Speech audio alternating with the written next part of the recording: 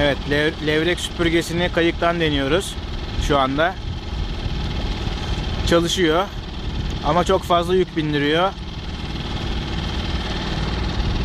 Iskarmaza bağlamak zorunda kaldık çünkü elle zor tutuluyor.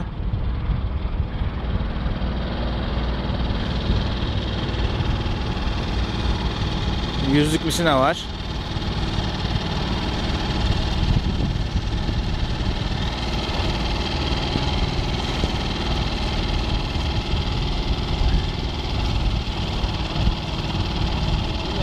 Bakalım balık gelecek mi? Arada bir saat kaldı.